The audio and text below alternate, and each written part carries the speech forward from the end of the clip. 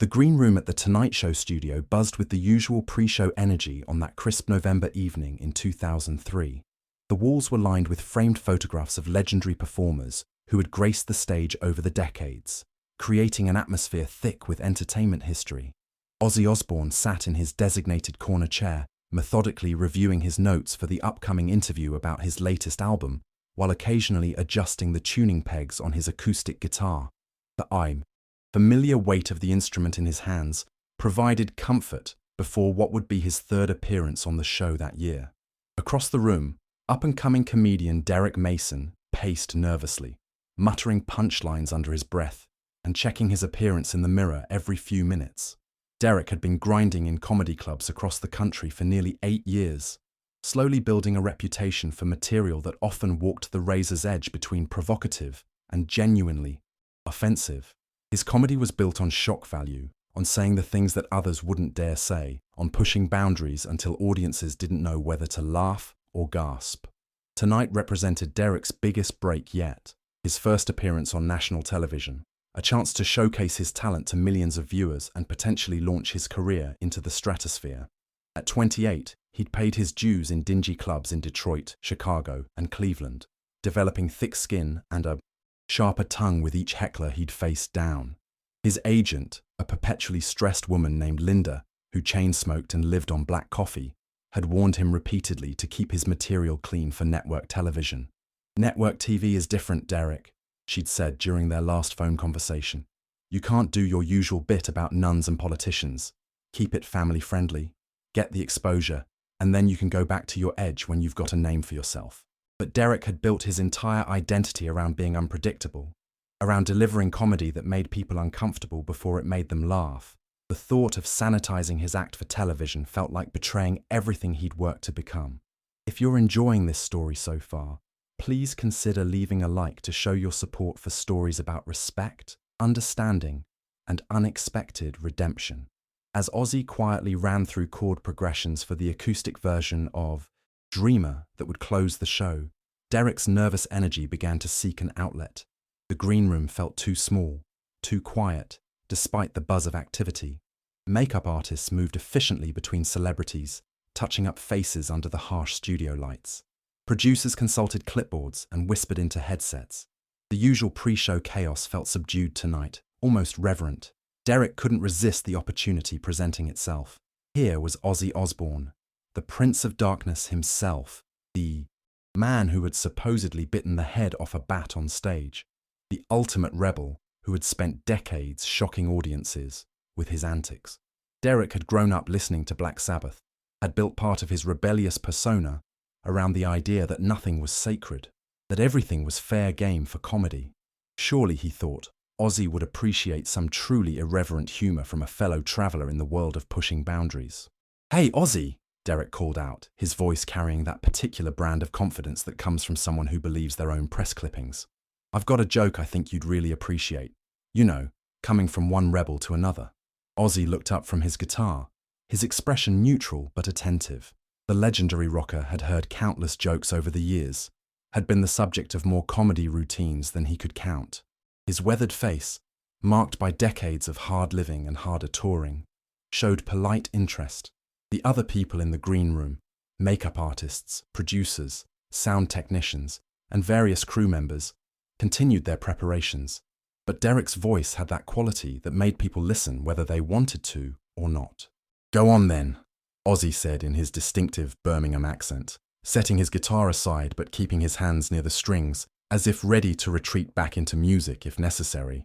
Derek grinned widely, mistaking Ozzy's politeness for enthusiasm. He launched into a routine that started innocuously enough, talking about the differences between various religious traditions, making observations that could have been insightful if they'd been delivered with respect rather than contempt. But Derek quickly descended into territory that was not just irreverent, but genuinely cruel. The joke began to focus on religious faith itself, painting believers as gullible fools who clung to fairy tales because they were too weak to face reality. Derek's voice grew more animated as he warmed to his subject, making particularly nasty comments about people who found comfort in prayer during times of crisis. He mocked the idea of divine intervention, suggesting that anyone who believed God answered prayers was delusional.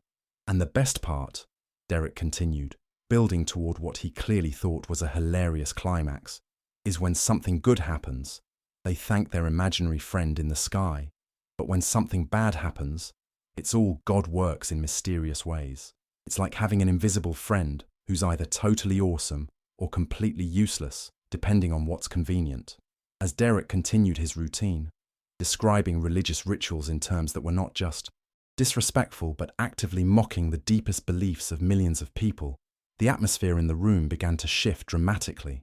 The makeup artist, a middle-aged woman named Rosa, who wore a small silver cross necklace, stopped what she was doing and stepped back from her client. A young production assistant looked up from his clipboard with obvious discomfort, his face flushing red.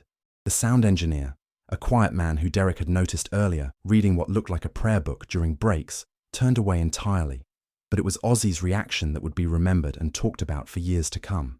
The transformation in Ozzy's demeanor was gradual but unmistakable. His casual posture straightened, his jaw tightened, and his eyes took on an intensity that anyone who had worked with him would have recognized as a warning sign. The legendary rocker set down his guitar with deliberate, careful movements, as if he were placing a weapon aside before battle. He stood up slowly, his movements controlled and purposeful. When Derek finally reached his punchline, a particularly cruel joke about praying to Santa Claus for grown-ups, and looked around expectantly for laughter, he was met instead with the kind of silence that feels like a physical weight pressing down on everyone in the room. "Are you finished?" Ozzy asked quietly, his Birmingham accent making each word sound like it was being carved from stone. There was something in his tone that made everyone in the room freeze, as if they sensed that something significant was about to happen. Derek, completely misreading the situation and the room's energy, grinned even more widely. "Come on, Ozzy, that was pure gold. I figured the Prince of Darkness himself would appreciate some real blasphemy for once. I mean, you literally sang Mr. Crowley, right? You get it. What happened next would become one of the most talked about moments in late-night television history, though it would take years for the full story to emerge and spread through industry circles." Ozzy walked across the room with measured, deliberate steps, his boots making soft sounds against the carpeted floor. He stopped directly in front of Derek, close enough that the comedian could see the lines around his eyes, the scars on his hands from decades of guitar playing, the weight of experience written across his weathered features. Derek was still smiling, still convinced he'd found a kindred spirit in rebellion, right up until Ozzy began to speak.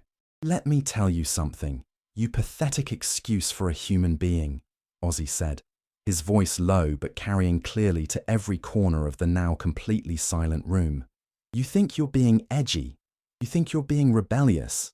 You're nothing but a coward, hiding behind cruelty and calling it comedy." The words hit Derek like physical blows. This wasn't the response he'd expected from the Prince of Darkness. This wasn't the knowing laughter of a fellow rebel. This was something else entirely. Controlled fury, righteous anger delivered with surgical precision.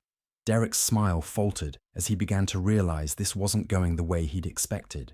"Hey man, it's just a joke. I thought you of all people would understand. I mean, your whole image is about rebellion, about challenging authority, about..." "Would what?" Ozzy interrupted, his voice rising slightly but remaining controlled. "Would mock people for finding hope in something bigger than themselves. Would laugh at folks who pray when their children are sick, who find comfort in their faith when everything else falls apart. Is that what you think I'm about?" The room was completely silent now, everyone frozen by the intensity of the moment. Ozzy's reputation for wild behavior was legendary. The stories of his partying, his substance abuse, his onstage antics were part of rock and roll folklore. But this was something different. This was controlled fury, moral outrage delivered, with the authority of someone who had earned the right to speak about darkness and light. "You want to know what real rebellion looks like?" Ozzy continued, his eyes never leaving Derek's increasingly pale face. "Real rebellion is standing up for people who can't defend themselves. Real rebellion is protecting the things that give people hope, even if you don't understand them yourself. Real rebellion is having the courage to say, 'This is wrong,' when everyone else is laughing." Derek tried to recover, to somehow salvage the situation that was spiraling beyond his control. Look, Ozzy, I didn't mean to offend you. I just thought… Shut up, Ozzy said quietly, and Derek's mouth snapped closed as if it had been slammed shut by an invisible hand. I'm not finished talking, and you're going to listen to every bloody word I have to say. Ozzy began to pace slowly in the small space in front of Derek, like a professor delivering the most important lecture of his career. But his words carried the weight of someone who had lived through more darkness than most people could imagine. You see, Derek, and yes, I know your name. I know exactly who you are and what kind of comedy you do. You think religion is about weakness. You think faith is for people who can't handle reality. But let me tell you about reality, son. He stopped pacing and faced Derek directly again, his weathered face showing every year of his hard-lived life. Reality is lying in a hospital bed at 4 a.m, wondering if the drugs and alcohol are finally going to kill you. Reality is watching your wife cry at your bedside because she doesn't know if you're going to wake up tomorrow. Reality is looking in the mirror and seeing a monster and wondering if there's any hope for redemption, any chance that you can become something better than the worst thing you've ever done. The personal nature of Ozzy's words was hitting everyone in the room like a physical force. This wasn't just a defense of religion in general. This was deeply, intimately personal. Rosa, the makeup artist, had tears in her eyes. The young production assistant had stopped pretending to work and was staring openly at the confrontation unfolding before him. And you know what I found in those moments? Ozzy continued, his voice carrying the weight of hard-won wisdom. I found people of faith who didn't judge me, who didn't write me off as a lost cause, who prayed for me when I couldn't even pray for myself. I found ministers and priests and rabbis and imams who saw something worth saving in a washed-up rock star who'd made every mistake you can imagine and invented a few new ones. Derek was no longer just pale. He looked genuinely shaken, as if the ground beneath his feet had shifted without warning. This wasn't the response he'd prepared for. This wasn't part of any script he'd imagined. My wife Sharon, Ozzy said, his voice softening slightly at the mention of her name, and anyone who knew him could hear the deep love and respect in those 2 words, nearly died of cancer a few years back. You want to know what got us through that nightmare? It wasn't my money or my fame or my connections in the music industry. It was faith. It was prayer. It was a community of people who believed in something bigger than themselves and who wrapped us in that belief when we couldn't find our own strength. He leaned closer to Derek, close enough that the scent of his cologne mixed with the faint smell of cigarettes and leather, close enough that Derek could see the genuine pain in his eyes as he remembered those dark days. So when you mock faith, when you mock prayer, when you mock the thing that gives people hope in their darkest moments, you're not being edgy or rebellious or funny. You're being exactly what's wrong with the world. Someone who tears down instead of builds up. Someone who adds to the darkness instead of fighting it. Derek opened his mouth to respond, but no words came out. For perhaps the first time in his adult life, the comedian who made his living with words was completely speechless. Ozzy straightened up and addressed the room at large, including everyone who had witnessed this unexpected confrontation. I've spent my career being called the Prince of Darkness, and I've earned that title in a lot of ways. I've done things I'm not proud of, said things I regret, hurt people I love, but I've learned something over the years. Real darkness isn't about rebellion or shock value or pushing boundaries just to see how far you can go. He picked up his guitar again, cradling it like a familiar friend, his fingers automatically finding comfortable positions on the neck. Real darkness is hopelessness. Real darkness is convincing people that nothing matters, that nothing is sacred, that there's nothing worth believing in, nothing worth fighting for, nothing worth protecting. The weight of his words settled over the room like a blanket. Even the sounds from the hallway seemed muted, as if the entire studio had paused to listen. And that's not what I want to be, Ozzy continued, his voice carrying a conviction that came from years of struggle and growth. That's not what I want my legacy to be. If I'm going to be the Prince of Darkness, then let me be the kind of darkness that makes people appreciate the light, that helps them understand what's truly valuable by showing them what it looks like when it's absent. The silence in the room was complete now, broken only by the distant sounds of the studio audience being seated for the show and the muffled conversations of crew members in the hallway. Derek stood frozen, his carefully constructed persona the edgy comedian who shocked audiences with his fearless material, crumbling around him like a house of cards in a strong wind. Then something unexpected happened, something that would change the entire trajectory of both men's lives.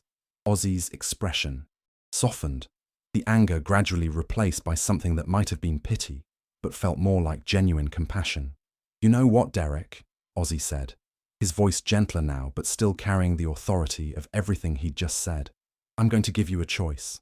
In about 10 minutes, you're going to walk out on that stage in front of millions of people. You can do your routine exactly as you planned it. Mock faith, mock hope, mock the things that keep people going when life gets hard. Get your laughs at the expense of people's deepest beliefs." Derek waited, sensing there was more coming, afraid to speak and break whatever spell had been cast over this moment. "Or," Ozzy continued, "you can be better than that. You can find a way to be funny without being cruel.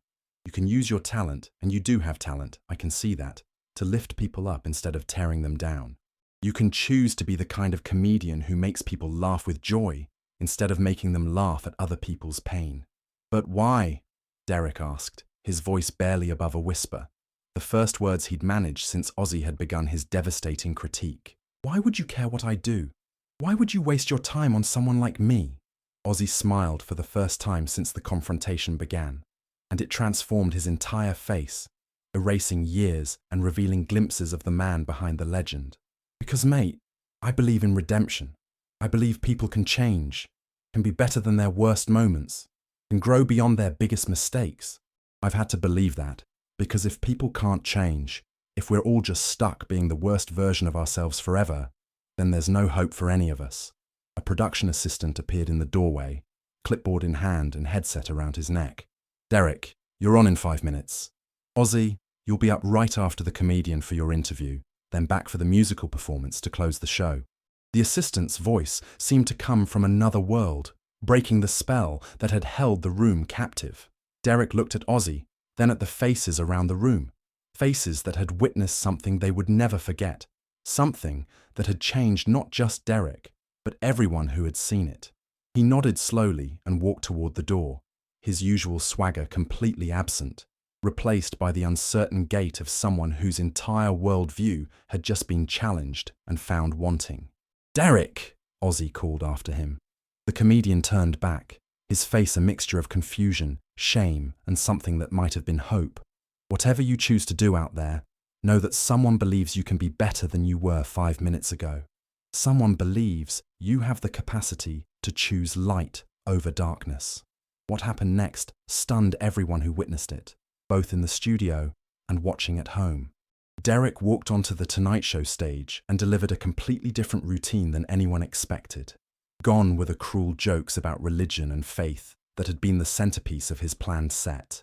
Gone were the mockery and the mean-spirited observations that had built his reputation in the comedy clubs. Instead, he stood at the microphone for a long moment, looking out at the audience with an expression they'd never seen before on a comedian's face. Genuine vulnerability. "You know," he began, his voice less certain than usual, "I had a whole different set planned for tonight. Material I've been working on for months. Jokes I thought were really clever, really edgy. But about 10 minutes ago, someone reminded me of something I'd forgotten." The audience listened with the kind of attention usually reserved for dramatic moments, not comedy sets.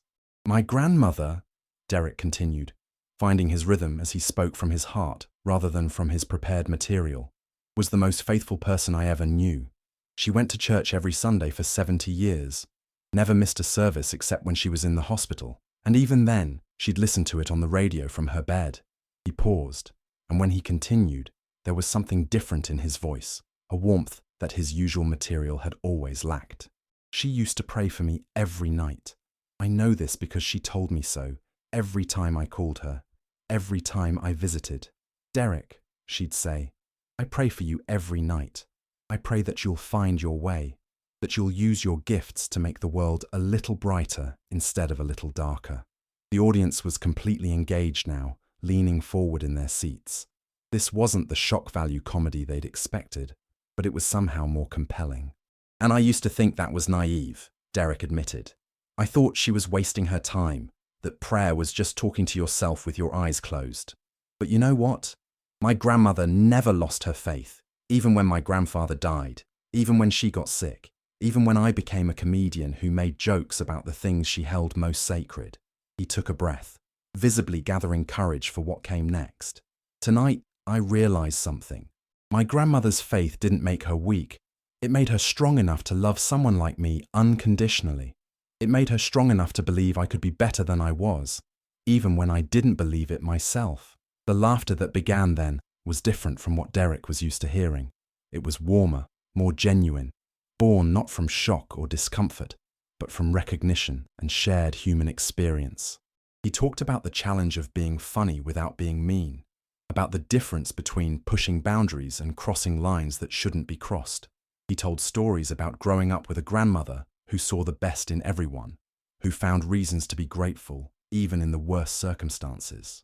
She used to say that laughter was one of God's greatest gifts to humanity, Derek continued, but that it was meant to bring people together, not tear them apart. I'm not sure I understood what she meant until tonight. When he closed his set by talking about the responsibility that comes with having a platform to make people laugh, about the choice between adding light to the world or adding darkness, the audience gave him a standing ovation that lasted nearly 2 minutes. Backstage, Ozzy watched on a monitor with a satisfied smile, surrounded by crew members who were wiping tears from their eyes. When Derek came off stage, still shaking from adrenaline and the surreal nature of what had just happened, Ozzy was waiting for him. That, Ozzy said simply, was real rebellion. Derek looked at him with something approaching awe. I don't understand. Why did you do that? Why did you care enough to save me from myself? Because someone once did the same for me, Ozzy replied. And because I've learned that the darkest thing you can do to another person is convince them they can't change, that they can't be better. But the most powerful thing you can do is show them they can. Over the following months, Derek's career took an unexpected turn that surprised everyone in the comedy world. His appearance on The Tonight Show led to more bookings, but now clubs and networks were interested in the comedian who could be edgy without being cruel, provocative without being destructive. He developed new material that pushed boundaries in different ways, challenging audiences to think differently about compassion, about the difference between irreverence and cruelty, about what it really means to be rebellious in a world that often mistakes destruction for strength. A year later, Derek would dedicate his first comedy special to his grandmother and to a rock star who taught me that the most punk rock thing you can do is protect what other people hold sacred. In interviews, he would tell the story of that night in the green room, about how Ozzy Osbourne had destroyed his old self to help him build something better. Ozzy, for his part, would later say in interviews that the encounter reminded him why he had originally started making music, not to tear down, but to give voice to people's pain and help them feel less alone. He began speaking more openly about his own faith journey, about the role that spirituality had played in his recovery and his marriage. The video of Derek's Tonight Show performance would eventually surface online years later, and the story of what happened backstage would become legend in both comedy and music circles. It became a masterclass in how to challenge someone's behavior without destroying their spirit, how to defend principles without becoming self-righteous, and how unexpected moments of grace can transform both the giver and the receiver. Years later, Derek would often be asked about that night, about the moment, when the Prince of Darkness became his unlikely salvation. His answer was always the same. I thought rebellion was about tearing things down, about shocking people, about proving that nothing was sacred. Ozzy taught me that real rebellion is about building something better from the wreckage, about protecting what gives people hope, about having the courage to stand up for light in a world that's often too eager to embrace darkness. And in the end, that night became something much more significant than a confrontation between a rock star and a comedian. It became a story about the power of standing up for what matters, about the possibility of redemption, and about how sometimes the most profound acts of faith happen in the most unexpected places, delivered by the most unlikely messengers. The green room at The Tonight Show had witnessed many celebrity encounters over the years, but none quite like the night when the Prince of Darkness defended the light and changed a young comedian's life forever. If this story resonated with you, and its message about standing up for what's sacred while still believing in redemption, please consider leaving a like. Sometimes the most powerful moments happen when we choose to build bridges instead of burning them, and when we defend what matters without destroying those who challenge it.